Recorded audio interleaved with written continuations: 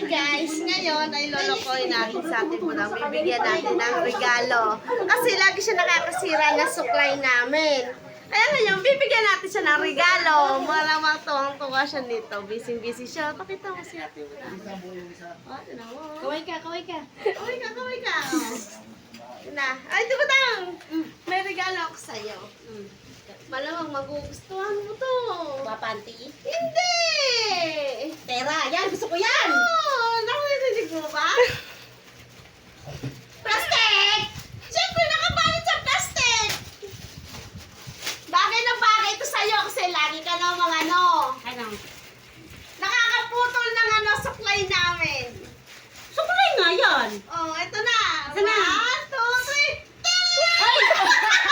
Ang laki eh. Oo nga, tag-isa tayo. Bagay ito sa'yo. Tawa-tawa paluklay, oh. Diba?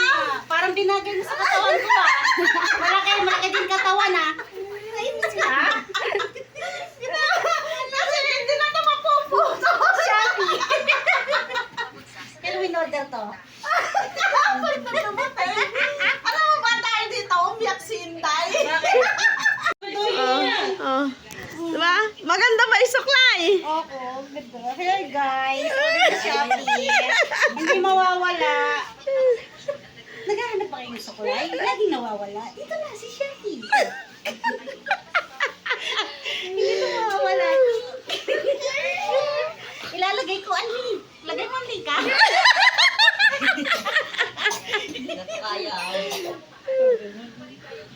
Hindi natutulog. Bakit ba ako paborito mo, ha? Kasi nga lagi ka nakakabali ng suklay. Kaya naisip ko bumili ng malaking suklay at ewan ko na lang pag nabali pa yan sa buhok mo. Lalagyan ko to dito ng tali. Baka mawala. Lagyan ko pangalan mo yung dami. Oy, akin na to, ha? Sa'yo na nga yan, oh. Gusto mo dalawa pa. Parang pag kumita tayo dyan sa view natin. Bibili tayo ng maraming sukulay. Ang bago nito. Expired na kasi ata, yan eh. Nakikilipstick ka na nga lang ngayon. Expired na yan. Oh, yun na naman, lipstick naman. Lipstick na malaki. Alam mo, Pat, kung ako i-contact mo, baka masisikat pa ako. Wala naman, oh. Maganda nga yan eh, oh. Ako lang mag-ano. Nanahanga si Genesis ano mo?